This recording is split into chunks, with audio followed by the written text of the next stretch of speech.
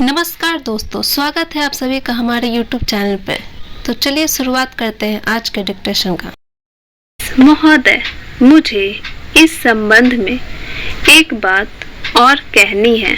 वह यह है कि मुझे मुख्य आयुक्त के भाषण के अनुसार यह आशा थी कि सरकार मजदूरों की उन्नति के लिए, उत्थान के लिए, उद्योगों के विकास के लिए और गांवों की स्थिति सुधारने के लिए तकनीकी प्रशिक्षण देने का काम करेगी। लेकिन ऐसा ज्ञात होता है कि आर्थिक शक्ति सीमित होने के कारण इस ओर कार्यवाही करने की संभावना नहीं रही। फिर भी मुझे आशा ही नहीं अपितु पूर्ण विश्वास है कि भविष्य में हमारा मंत्रिमंडल इस ओर अवश्य अविलंब ध्यान देगा। इसी प्रकार से ग्रामीणों की अवस्था सुधारने के लिए सरकार घरेलू उद्योग धंधों को भी बढ़ाएगी, जो अभी तक नहीं के बराबर है। भारत के दृष्टि से कुटीर उद्योगों बड़े उद्योगों की अपेक्षा अधिक लाभदायक है। पहली बात तो यह है कि भारत एक गरीब देश है और उसके पास इतना पैसा नहीं है कि वह बड़े उद्योगों के लिए पर्याप्त संख्या में बड़ी बड़ी मशीनें मंगवा सके। बड़े उद्योगों के लिए बहुत बड़ी बड़ी महंगी मशीनों की आवश्यकता होती है, जबकि कुटीर उद्योग छोटी छोटी और सस्ती मशीनों से चल जाते हैं। कुटीर उद्योगों के लिए न तो बहुत बड़ी बड़ी इमारतें बनानी पड़ती है और न ही बहुत महंगी मशीनों की आवश्यकता पड़ती है। अतः ये उद्योग छोटे छोटे गांवों में भी प्रारंभ किए जा सकते हैं। कई उद्योग तो इतनी थोड़ी पूंजी से भी शुरू किए जा सकते हैं कि उतनी पूंजी प्रायः हर किसी के पास होती है।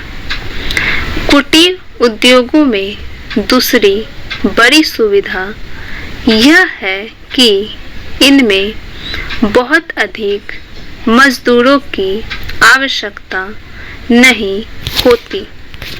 एक परिवार के सदस्य ही उस उद्योग को चलाने के लिए पर्याप्त होते हैं। घर के सब सदस्य उस काम में हिस्सा बटा सकते हैं। बड़े उद्योगों में प्रत्येक मजदूर को कोई विशेष कार्य सीखना होता है और उस काम में कुशलता प्राप्त करने में उसे काफी समय लग जाता है।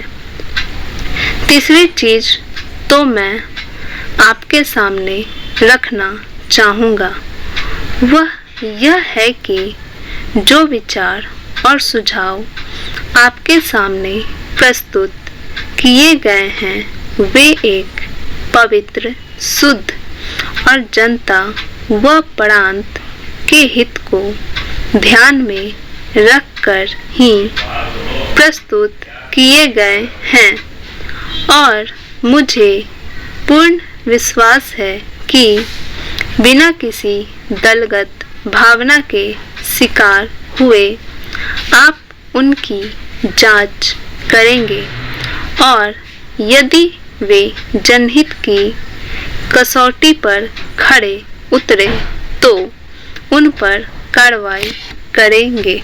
महोदय, इस संबंध में दिन प्रतिदिन बढ़ने वाले भ्रष्टाचार की समाप्ति के लिए और कर्मचारियों के रवैये के संबंध में माननीय सदस्यों ने विचार प्रकट किए।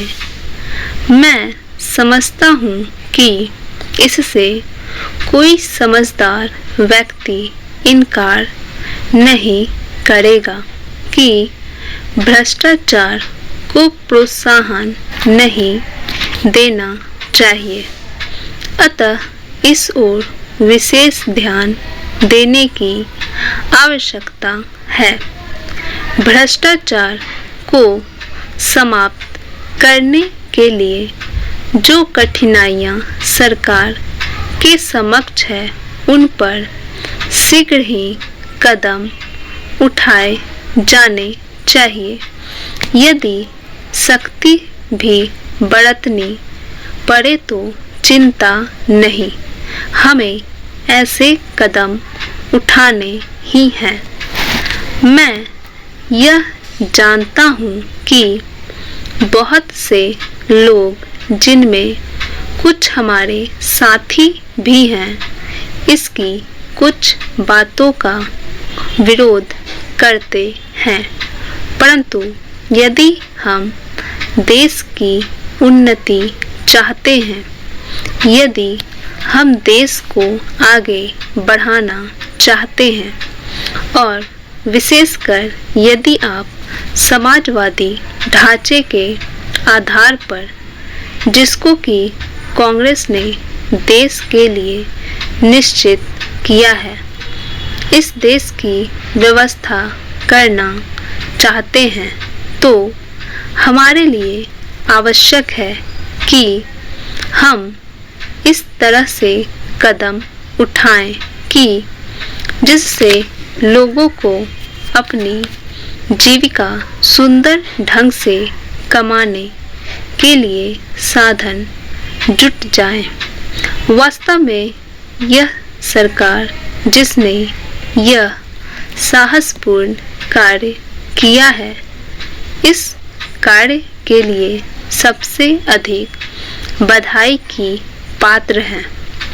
जो लोग यह आशा करते हैं कि हर एक काम उस ढंग से होना चाहिए जिसके लिए गांधी जी हमसे कहा करते थे, और जैसा कि अभी हमारे एक साथी कह रहे थे कि जिस तरह से सरकार ने इस संबंध में व्यवहार किया है वह गांधी जी की नीति के अनुसार नहीं था।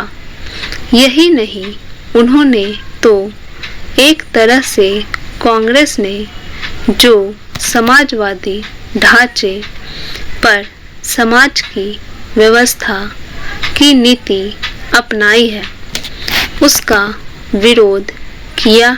और मेरी समझ में उनकी बात नहीं आती कि एक तरफ तो वह कांग्रेस के अंदर है और दूसरी ओर कांग्रेस द्वारा स्वीकार की हुई नीति का इस प्रकार से विरोध करते हैं। मैं समझता हूँ कि वह इस बात को भी जानते होंगे कि कांग्रेस द्वारा इस नीति को स्वीकार करने वालों में अधिकतर वे ही लोग हैं जो गांधी जी के अनुयायी हैं और उनके सिद्धांतों में विश्वास रखते हैं। ऐसी स्थिति में उनकी वह बात समझ में नहीं आती कि आज सरकार प्रजातंत्र और गांधी जी के बताए हुए नियमों के अनुसार आचरण क्यों नहीं कर रही है? यह बात बिल्कुल ठीक नहीं है।